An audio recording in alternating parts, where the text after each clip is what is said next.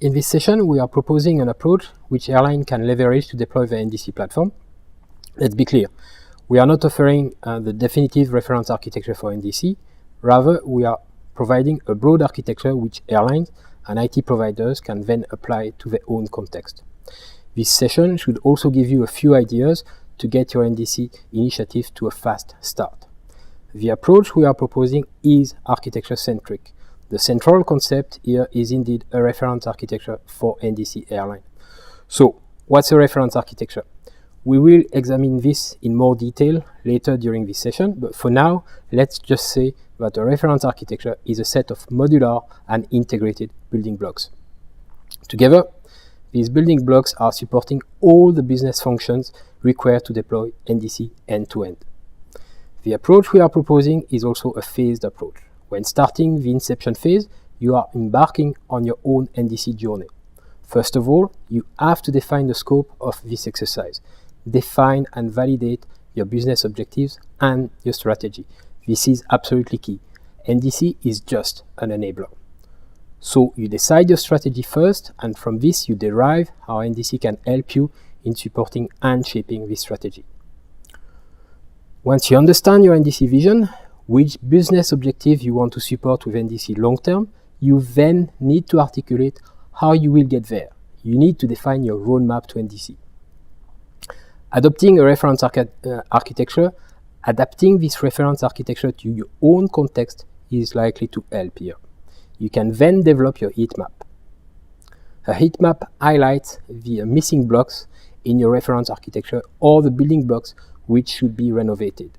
This heat map also highlights the duplication in your architecture.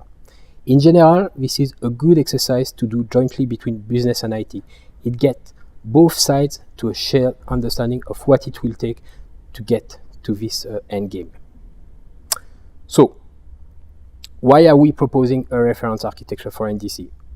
First, this is not a brand new concept. There are many reference architectures out there, covering many industries. For example, retail and financial services. This proposal is also the outcome of the 40+ alignment session we did with airline in the past 18 months.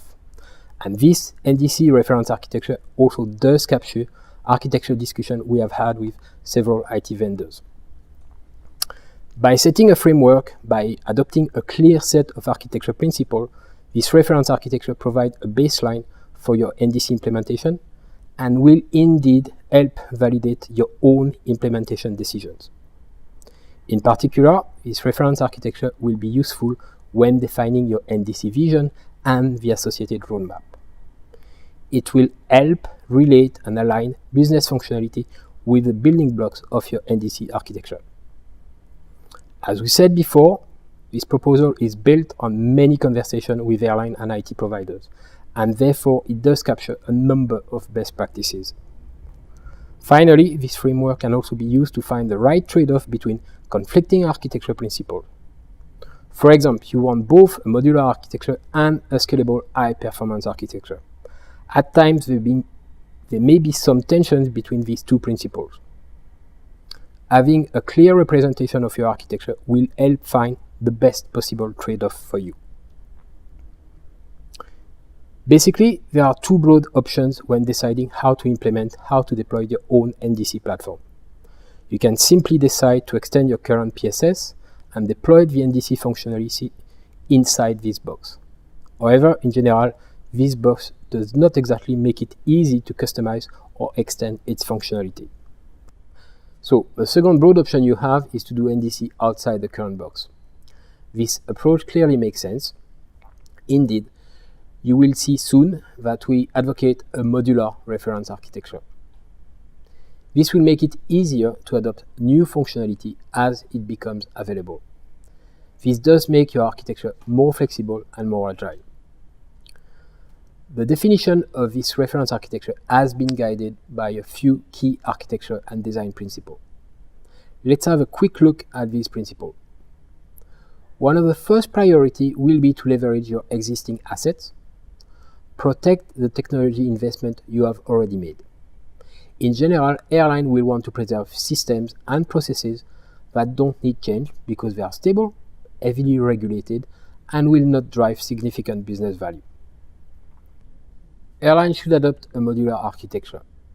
A modular system lets you leverage your existing assets and at the same time allows you to add best-of-breed functionality as it becomes available.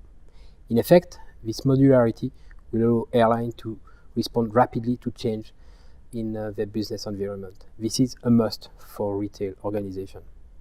Clearly, these modular building blocks must support standard interfaces. This will clearly drive development and integration costs down.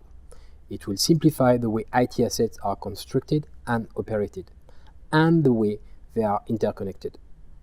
In conclusion, one of the key architecture objectives here is to transform the airline landscape into a more modular environment. A modular environment where valuable assets are preserved, out-of-date assets are renovated, and new assets can be added easily. Clearly, this can only happen in the context of a framework integrating these assets in a coherent manner. Both application and integration logics needs to be separated. The airline must decide on its integration strategy and the integration scenario it will want to support. For example, it will need to decide which backend services it will want to expose through this integration platform. Here, we finally propose a possible reference architecture for an NDC airline. There are several layers to this reference architecture. At the bottom, we have captured existing assets. For example, this is where the PSS is located. Just above, we have an integration layer. This layer has two main activities: expose this existing functionality and support the communication between the different blocks in a scalable and cost-effective manner. Then we have this new airline retailing layer with its two blocks, offer and order management. This layer also supports a set of associated modules covering pricing, revenue management, rich media management, and airline profile management. You can see that we have separated these NDC building blocks from the presentation layer. For example, this presentation layer supports both the direct channel via the airline.com block and the indirect channel via the NDC XML API block. Some airlines are now thinking of leveraging the concept of offer management and order management across the various channels. For them, the split between NDC logic and presentation layer makes perfect sense, in theory and in practice. Here on the left side, we also have a vertical block for security and identity management. In broad terms, we want to secure NDC transactions end-to-end, identify NDC actors, travel agents, aggregators, and airlines, and we also need to propagate the current status of these actors back to the airline so that they can make appropriate authorization decisions. Finally, we also capture a vertical block on the right side, looking at the needs and wants of NDC developers. We are currently addressing this space. In the coming month, in Q4 2015 to be more precise, we will deploy NDC sandboxes, and we will also launch a developer portal. So this is it. Here is a reference architecture for NDC at a fairly high level. Offer and order management are at the core of this proposal. Last sanity check I wanted to do is that this reference architecture does indeed support our 4 original guiding principles, which were: number 1, leverage your existing assets. Number 2, adopt a modular framework. Number 3, support standardized interfaces. And number 4, deploy an integration platform to connect all these building blocks in a coherent and cost-effective manner.